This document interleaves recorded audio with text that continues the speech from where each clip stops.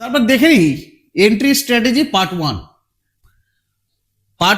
Entry strategy time based entry. এটা কিন্তু সবচেয়ে সেফ, ঠিক আছে। টাইম বেসড এন্ট্রি আমি পরিষ্কার বলছি, রিটেল ইনভেস্টরের জন্য টাইম বেসড এন্ট্রি হলো একদম সেফেস্ট। এর মানে কি? এর মানে হলো আপনি বটম ধরার চেষ্টা করবেন না, ঠিক আছে। আপনি টপ চেস করবেন না, আপনি ইমোশন বাদ দেবেন। ধরুন আপনার কাছে সিলভারের জন্য 1,00,000 টাকা আলাদা করে রাখা আছে উদাহরণস্বরূপ। ভুল পদ্ধতি কি? ভুল পদ্ধতি হচ্ছে একদিনেই সব টাকা দিয়ে সিলভার কিনে নেওয়া বা টাকা ঢেলে দেওয়া। সঠিক পদ্ধতি হচ্ছে 6 থেকে 10 মাস ভাগ করে টাকা ঢোকানো, ঠিক আছে।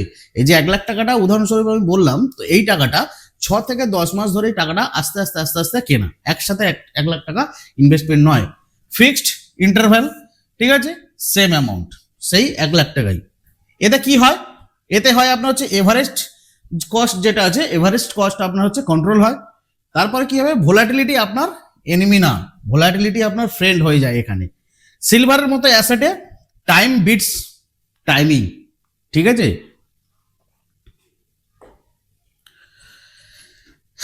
Entry strategy part two price based entry, যেটা হচ্ছে অ্যাডভান্সড বাট ইউজফুল।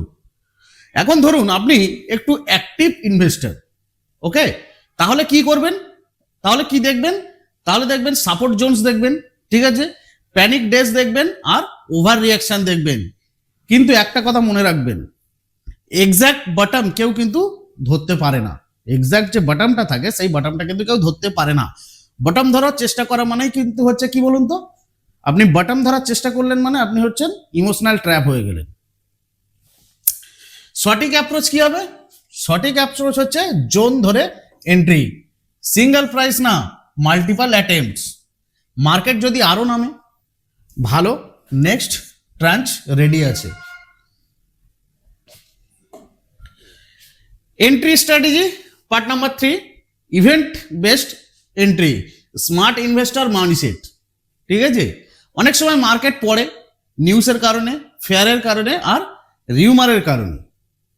এই সময় স্মার্ট ইনভেস্টর প্যানিক করে না, সে প্রশ্ন করে অ্যাসেট খারাপ হয়েছে না সেন্টিমেন্ট, ঠিক আছে। যারা স্মার্ট ইনভেস্টর তারা কিন্তু নিজেকে প্রশ্ন করে যে অ্যাসেট কি, আমার যে আমি যে অ্যাসেটটা বাঁচলাম এটা কি খারাপ হয়েছে নাকি আমার সেন্টিমেন্ট।